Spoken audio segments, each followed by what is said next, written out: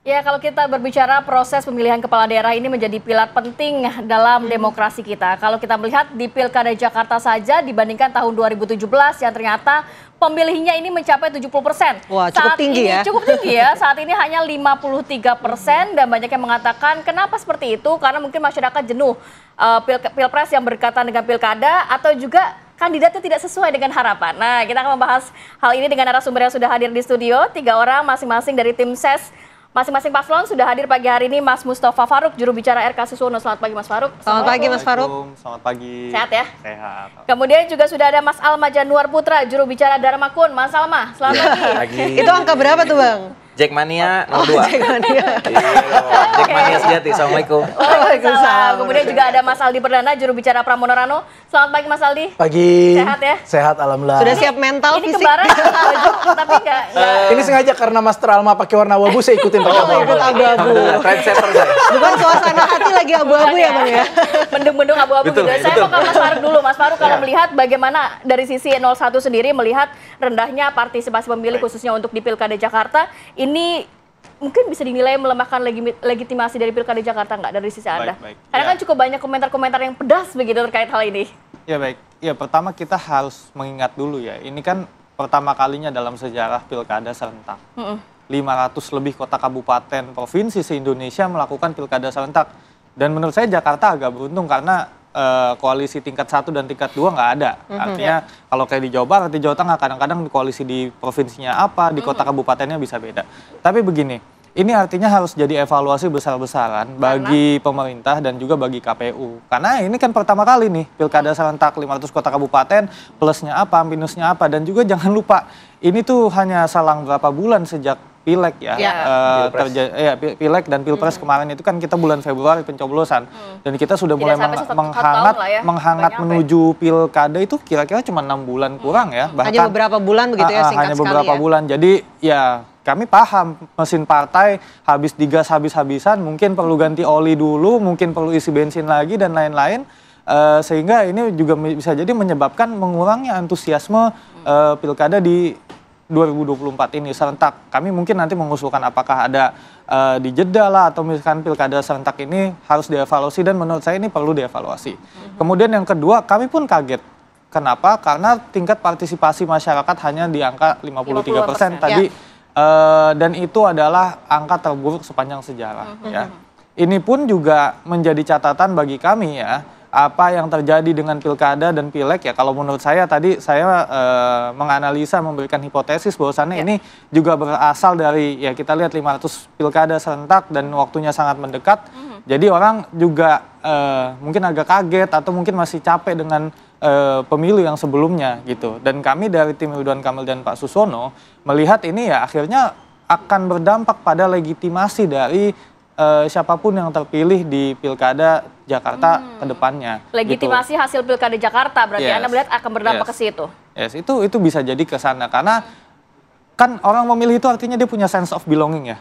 Ketika yang milih itu tinggi, itu banyak yang memiliki sense of belonging terhadap si gubernur yang terpilih ini. Maka sangatlah logis apabila pemilih ini banyak ya dan semua orang itu memiliki sense of belonging terhadap gubernur yang terpilih. Bagi saya ini akan menjadi PR besar ya menurut kami bagi siapapun yang terpilih nanti untuk meningkatkan tingkat kepercayaan publik dari setiap paslon yang terpilih. Dan saya nggak ngomong di Jakarta doang, mungkin ini terjadi di beberapa kota kabupaten provinsi lainnya. Oke, seperti itu. Baik, itu dari 01. Saya mau dengar dari 02. Mungkinkah sama, sejalan? 02 kami menemukan banyak sekali keganjilan-keganjilan Kak di lapangan Kak. Jadi Bawaslu tolonglah, namanya masih tetap Badan Pengawas Pemilu ya, jangan Badan Pengawas lupa tugas bisa gitu ya. dilaporkan dari 02 ke Bawaslu. Iya, makanya Kak, banyak udah dilaporin banyak. Sudah gitu. dilaporkan. Iya, udah dilaporkan banyak. Jadi kayak warga di Jakarta Timur ya tidak bisa tidak ada undangan, nggak bisa milih. Terus saksi kami tidak boleh jadi saksi di lapangan banyak banget Kak. Terus surat suara yang dicoblos sendiri ya, baik itu ya yang jelas bukan 02 yang dicoblos lah gitu ya. Ya tahu sendiri masyarakat gitu. Jadi ini harus dibenahi Kak dan Bawaslu tolong bergerak deh karena jelas banget ya, jangankan penyelenggaraan kacau seperti ini ya, ada money politik satu aja harus ditindak gitu ya. Dan kita kasih lihat nih ada pasalnya nih, pasal 187A ayat 1 dan ayat 2 Undang-Undang 10 tahun 2016. Come on, Bawaslu Anda punya taji. Anda buktikan taji Anda itu dan sikat, mau itu KPU-nya yang bermasalah penyelenggaranya, mau itu dari 01, 02, 03. Kalau di antara kami banyak melakukan kecurangan di lapangan, ayo come on. Ya, let's do it again gitu kan. Kita sampai ke persidangan, sampai ke disidik, nggak ada masalah gitu. Oke. Memang belum terlihat begitu Bawaslu bergerak sejauh Belum ini? lah. Oke. Sembako masif, serangan fajar masif. Sampai murid saya ya, mahasiswa saya itu nerima minimal tuh 150.000 satu amplop. Ya, dari mohon maaf nih dari salah satu ini pokoknya gitu kan. Ya udah to the point aja. Kalau kita nggak punya duit, kita nggak pernah ngasih gitu. Tapi itu kan sebenarnya ada prosedurnya juga masalah, kan Jangan bisa begitu melaporkan juga, ke Bawaslu udah. dan akan diproses di Bawaslu begitu ya. Ada penemuannya, ada tasnya lagi. Tas Oke. sembako tuh ada gambarnya gitu kan, minyak ada gambarnya. Tapi Oke. begini masalah, Iya. melihat tema kita nih, partisipasi rendah Oh iya, di balik ke situ. Jakarta, Sip, tema sip. itu, Sip. ini banyak yang mengatakan sebenarnya selain juga jenuh mungkin berdekatan dengan Pilpres, kemudian Pilkada, tapi juga kandidatnya nggak sesuai dengan keinginan warga Jakarta. Jadi ini membuat malas deh memilih gitu. Warga Tapi Jakarta juga- kan kritis-kritis, Sebenarnya Bang. nggak juga, Kak. Karena Kenapa? saya kan sering kumpul-kumpul ya, bareng Jackmania mereka semangat sekali ya. Grassroots tuh semangat sekali. Apalagi saat Pak Anies ya udah mulai gerak gitu ya, itu gerakan gercos itu kan lama-lama hilang tuh, Kak. Nah, kesalahan menurut saya ada di penyelenggara. Kok bisa hampir 4 juta orang tidak bisa dapat undangan, nggak bisa nyoblos, nggak mau datang gitu ya, Kak. Dan itu didiamkan saja. Tapi sayang sekali bagi ini nggak ada penyelenggara pemilu ya. Harusnya Iya, jadi nggak ada datang. yang bisa klarifikasi, Bang. Harusnya klarifikasi, betul. Karena 4 juta, Kak. Hampir 4 juta suara, Kak. Jadi kalau menurut kami, hemat kami bersama daripada bersih tegang begini, kita ulang aja. 4 juta suara. Ya, Ulang tapi di kan sini biaya juga. lagi, Bang, kalau diulang Ya, lagi. minimal buat 4 juta orang yang tidak tersentuh itu. Ya, kasihan Yakin sekali kalau mereka. diulang lagi ataupun putaran kedua nanti akan ikut nyoblos begitu, 4 Siapa juta tahu itu. suara 02, suara Dharma Kun, menang kita. Nanti malah 100% ke Pramrano lagi. Itu harapannya Kak Aldi aja. Ya, yang jelas, Kak, kita harus ada keadilan buat warga kita yang dia harusnya hadir, tapi dia malu, Kak. Jadi gini, Kak, jadi banyak orang-orang di kampung itu, Kak, dia kalau nggak dapat surat dari TPS, Undangan dari nggak dapat TPS, undangan, dia malu, Kak. Akhirnya ya udahlah abstain. Nah ini kegagalan besar bagi penyelenggara pemilu. Dan nggak ada alasan lah, abis pilpres, abis pileg, nggak bisa alasan kayak gitu karena ada rentang waktu yang cukup panjang. Dan menurut hemat kami daripada jadi polemik, daripada nggak absah, ya nggak bakal dapat legitimasi dari masyarakat, ya mendingan diulang. Oke. Diulang. Kalau dari sisi 03, nah tadi kan dikatakan oleh Mas Faruk bahwa sebenarnya ini juga bisa melemahkan legitimasi hasil Pilkada Jakarta di mana masih mengunggulkan 03 nih. Gimana? Kalau kita lihat ya, dan sebenarnya ini tidak bisa melemahkan hasil legitimasi. Karena kalau kita berkaca aja dari negara maju seperti Amerika aja, sepengetahuan saya, mungkin bisa dicek juga bahwa partisipan politiknya itu tidak pernah melebihi dari 50%. Itu yang pertama. Ya. Terus yang kedua bahwa kita harus melihat juga di Indonesia ini bukan hanya di Jakarta doang. Kita lihat seperti kayak di Sumatera Utara, itu kalau nggak salah angka golputnya bahkan nyampe 50%. Terus habis itu di Banten, di Jawa Barat, Jawa Tengah itu 38 komaan juga. Berarti ini terjadi penurunan atau peningkatan angka golput di seluruh Indonesia. Faktornya apa? Mungkin pertama masyarakat Indonesia jenuh terhadap politik. Kenapa? Karena kita mencoba untuk datang ke TPS, kita menyuarakan, kita menggunakan hak pilih kita, tapi ujung-ujungnya selalu ada cawe-cawe untuk menggunakan kekuatan-kekuatan dari kiri kanan untuk memenangkan salah satu pihak. Yeah. Dan itu mungkin yang akhirnya meningkatkan suara golput. Trust isu gitu maksudnya? Ya bisa Trust jadi isu. trust isu. Nah alhamdulillah ya di Jakarta muncullah tokoh baru Mas Pram dan Bang Dul ini yang akhirnya bisa, mungkin kalau misalnya nggak ada Mas Pram Bang Dul ya, mungkin ya, mohon maaf nih, bisa jadi mungkin angkanya bisa lebih tinggi lagi. Karena maaf ya, kayak saya mengambil klaimnya dari Bang RK, dari Kang Emil. Kang Emil itu ketika awal beliau mencalonkan sebagai calon gubernur, dia men-state bahwa target kita menang 50%. Tapi jarak kita pinginnya jauh lah, nggak mau tipis-tipis 58%. Dengan PD-nya ya, dengan followers beliau yang 21 juta di Instagram ya, dengan popularitas beliau yang tinggi start ya, tapi kenapa bisa menurun jauh? Berarti kan di situ ada kejenuhan masyarakat Jakarta mungkin yang melihat kilas balik rekam jejak. Sebenarnya di situ. Nah, lalu sebenarnya imbas baliknya ke kami, ke Pramrano yang dimana orang tidak mengenal memulai start dengan 0,1%, berakhir landingnya dengan 50,07%. Data dari C1, fakta ya ini. Sementara walaupun kami tetap menunggu hasil dari KPU di Jakarta nantinya. Tapi berarti di sini kan ada apa ya? ada tingkat kejenuhan yang dimana tapi muncul juga harapan.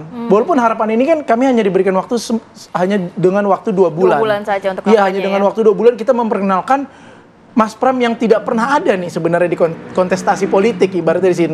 Nah, berarti kan di sini ya kalau saya melihat bahwa turunnya angka partisipan politik ini berarti karena kejenuhan, karena cawe-cawe politik, tapi di sisi lain pun juga masyarakat akhirnya punya harapan dengan beberapa tokoh baru. Dan harus diperhatikan bahwa ini tidak terjadi di Jakarta Jadi doang. nggak perlu di pemungutan suara ulang? Oh, sangat tidak perlu dong, karena itu tidak mengganggu legitimasi. Dan satu lagi, biaya mahal. Ya kan katanya Pak Darmakun nggak punya uang, ya kan ini politik mahal. Ibaratnya ntar kalau 2 putaran ntar makin pusing. Ya kalau terus-terusan namanya komedi putar dong, bukan pilkada namanya. Oke, kalau 03 nggak mau pemilihan ulang. Ini 2 lawan 1 ya sejauh ini ya. Oke. 3 lawan rakyat. Oh, 3 lawan rakyat. Tiga lawan rakyat. Oke, baik, masih kita akan lanjutkan perbincangan kita usai jeda pemirsa. Tetap bersama kami di Apa Kabar Indonesia Pagi.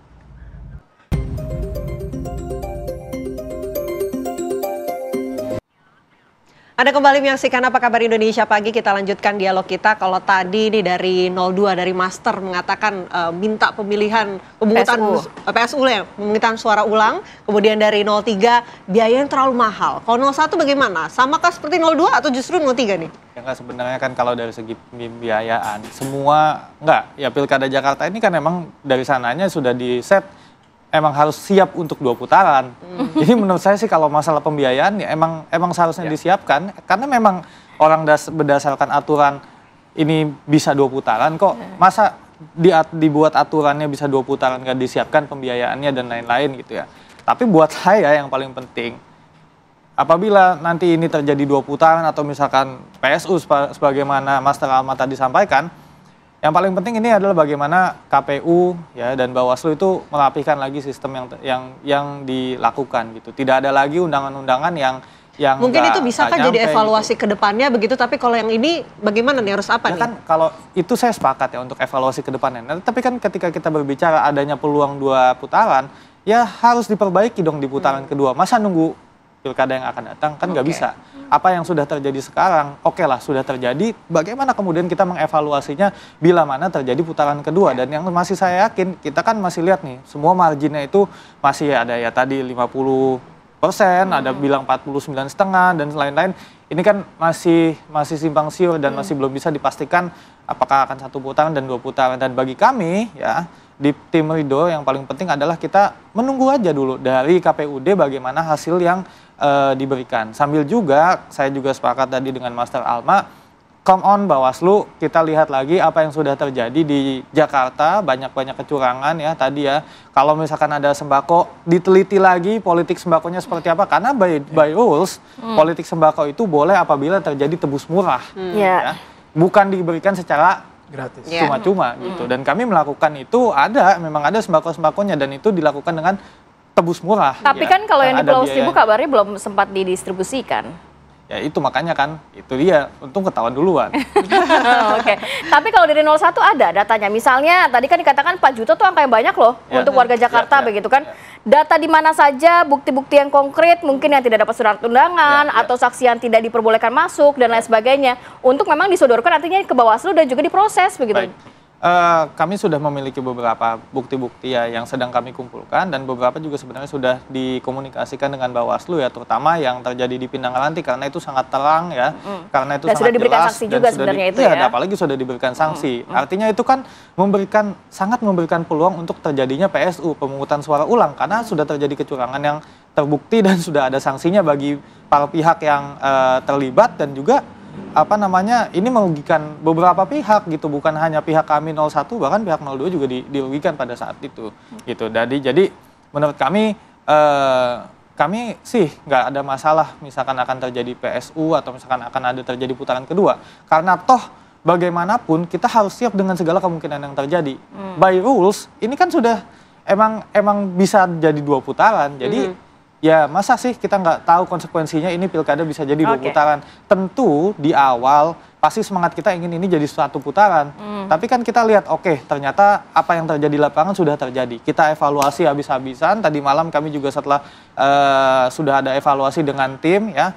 apa yang perlu kita lakukan lagi, apa yang perlu kita perbaiki lagi, dan ya insya Allah ya sebagaimana manusia melakukan kesalahan, ya kita perbaikilah kesalahan apa yang sudah terjadi, baik itu dari KPU, baik itu dari Bawaslu, atau bagi semua tim ses. Mas Alma, kalau misalnya 2 putaran, dananya sudah disiapkan belum? Kalau 2 putaran gini dulu Kak, kejauhan Kak. Kita sebelum ada real count, nanti diumumkan KPU, ungkap semuanya. Yang sembako tadi yang mau dibagiin, yang belum dibagiin, ya, dan kenapa bisa nggak dapat undangan, ungkap semuanya. Dan kalau itu udah masif. Tapi kalau berbicara mengenai hal itu mungkin juga dirasakan 33 paslon, tidak hanya 1 dan 2 saja, tapi 03 juga nampaknya juga mengantongi bukti-bukti seperti itu. Kami nggak ada bagi-bagi sembako, Kak, nggak ada duit, Kak, bokeh gitu. Kami yang paling dirugikan gitu. Nggak ada amplop serangan fajar, nggak ada, dan bukti kami pegang semua, mulai video, semuanya ada, Kak. Sudah ada semua. Sudah ada, dan ini kan rakyat mengomentari nih pagi ini, menguji. 4 juta itu di wilayah mana saja, Mas? Apanya nih? Kan tadi dikatakan 4 juta partisipasi pemilih itu kebanyakan mungkin karena surat undangannya tidak Jakarta ada, Timur kan KPU saksinya tidak diterima. Di KPU Jakarta Timur udah minta maaf sama warganya. Dia tidak memberikan undangan kan. Ini udah terbukti, ini terstruktur, sistematif, masif gitu kan. Tapi cukupkah dengan bukti di Jakarta Timur seperti ya banyak Kak, di Kepulauan Seribu tadi, ya di mana-mana gitu kan. Dan ini masyarakat pengen banget menguji taji Bawaslu gitu. Tangani dugaan politik uang, bukan cuma itu Kak. Ada dana uang haram dari judi online. Ini Mabes Polri. Ya, Mabes Polri cermati keterkaitan kasus judi online pegawai Kemkomdiji dengan Pilgub Jakarta. Ayo come on, Bareskrim. Ayo come on Mabes Polri, come on Pak Prabowo. Ayo Pak, Bapak bersama rakyat, Bapak ingin meningkatkan kedaulatan rakyat. Ayo Pak, kita berantas yang kayak gini Pak. Jangan ada lagi yang menang Pilgub dari uang haram. Ya, dari dana judi online, dari korupsi, dari dana bohir-bohir yang ujung-ujungnya dari uang haram gitu ya. Come on Pak. Yuk kita bersama rakyat, kita tingkatkan kedaulatan rakyat, jangan sampai yang menang adalah para petugas partai yang korup. Ya, mohon maaf gitu, karena Pak Prabowo sensitif sekali untuk hal ini kan, dan baru naik. Dan juga Kak, ya ini pertarungan ya, pertarungan rakyat yang tadi suaranya mohon maaf ditahan, ya, dan saksi-saksi kami juga banyak sekali mengalami hal itu di lapangan. Ini jujur ini pertarungan rakyat melawan penyelenggara ya untuk menegakkan keadilan. Jadi ini bukan masalah suara paling banyak siapa, enggak, tapi rakyat harus diberi kesempatan untuk memberikan suaranya. Dan semua kasus ini, kasus judi online, uang haram yang masuk ke 0102 ini harus 03 sorry, 0103. 0103 harus diungkap. Nggak ada kalau ke kami. Coba aja cek. Ya. Saya mau ke 03, Mas Aldi, gimana nih tanggapan antar 2 tim ses lainnya, dan juga dari sisi Pramrano sendiri, apakah akan mengambil langkah tambahan mungkinnya dengan partisipasi rendah, tapi juga untuk memperkuat dari atau membuktikan legitimasi keunggulan dari 03 atau kemenangan dari 03? Ya, kalau kita bicara mengenai kecurangan ya, kami pun juga mengalami dicurangi. Bahkan kemarin ada beberapa di berita, tinggal dilihat kan Pak Kang Emil kan ngomong bahwa jika ada yang menemukan kecurangan diberikan sayembara 10 juta ibaratnya kayak gitu. Bahkan ternyata kecurangannya itu dari 01 yang disampaikan, ibaratnya menuntut bahwa nih kita mengalami kecurangan, bahwa misalnya 01 lah memanipulasi atau apa, meminta uang itu ibaratnya kayak gitu. Berarti kan ini ketiga belah pihak. Nah, di situ kan ada Bawaslu. Jadi ibaratnya ya segala kecurangan ya tinggal kita adukanlah ke Bawaslu berdasarkan fakta ibaratnya. Dan saya masih sangat yakin dan berharap besar bahwa Bawaslu dan KPU ini independensinya dan profesionalitasnya masih ada. Kami masih percaya itu ya. Dengan segala kekurangan atau apapun, ya udah kita punya media, kita punya masyarakat Jakarta yang terus mendukung untuk menjaga keadilan dalam pilkada ini. Itu yang pertama. Terus yang kedua, saya agak tidak sepakat juga dengan Mas Alma ketika berbicara mengenai 4 juta orang yang tidak memilih. Nah, nggak pernah ada sejarahnya di dalam pilpres maupun pilkada itu 100% ikut partisipasi politik. Berarti kan kalau 4 juta orang ini diadakan kembali lalu mengikuti pemilih, ini akan menjadi pilkada pertama 100% berarti pemilih. 2017 yang terjadi begitu tingginya polarisasi sehingga orang turun ke setiap TPS aja baru menyentuh angka 70% dan itu menjadi angka tertinggi. Iya kan? Itu yang berarti ini adalah permainan klaim klaim bahasa lah kalau menurut saya. Klaim bahasa yang untuk meminta bahwa adanya 2 putaran atau misalnya pemilu ulang, bahwa dari 4 juta itu juga tidak semuanya. Pertama, dari 4 juta itu tidak 4 jutanya tidak mendapatkan undangan. Dari 4 juta itu juga belum tentu semuanya ikut berpartisipasi politik, dan dari 4 juta itu pun juga belum tentu semuanya kondisinya ada di Jakarta pada saat hari itu. Jadi itu yang harus dilihat juga berapa angka realnya. Dan menurut saya ya semua sudah ada kebijakan, sudah ada keputusan. KPU menjadi penyelenggara dan kita harus menghormati dan menghargai apapun keputusannya. Begitupun kami. Kami kenapa mengklaim kemenangan? Itu bukan klaim. Kami ini melihat dari berdasarkan data fakta C1 yang diupload oleh KPU di website dan melalui Sirekap. Ya kan? Jadi kami tidak mengklaim tapi kami melihat dari C1-nya tersebut. Di sisi lain pun juga kami tidak langsung menganggap Mas Pram dan Bang Karno ini sebagai gubernur dan wakil gubernur, tapi kami tetap menunggu keputusan dan menghargai keputusan KPU nanti. Tidak mengklaim tapi menggiring opini, menggiring ke sini dan harusnya KPU Bawaslu harus diskualifikasi yang terbukti curang di 01, 02, 03. Ya 02 kalau ada curang juga boleh diskualifikasi kalau tidak ada curang. Ya, jadi yang terbukti kan 01 sama 03 itu masif banget. Baik, di luar banyak kekurangan di Pilkada Serentak 2024, kita juga harus apresiasi kepada KPU juga sudah menyelenggarakan Pilkada Serentak 2024 dan juga pasti Bawaslu tidak tinggal diam ya, Mas Rahma ya, pasti juga akan bergerak begitu. Bareskrim juga, Pak Prabowo juga. Pak Prabowo juga. Baik, terima kasih banyak abang-abang atas waktunya di Apa Kabar Indonesia. Terima kasih. Ya, pemirsa, kami jeda terlebih dahulu. Saya jeda, kami akan membahas mengenai kisru donasi 1,5 miliar rupiah yang diterima korban penyiraman air keras memasuki babak baru. Kementerian Sosial ini akhirnya turun tangan. Selengkapnya akan kami hadirkan. Tetaplah bersama kami.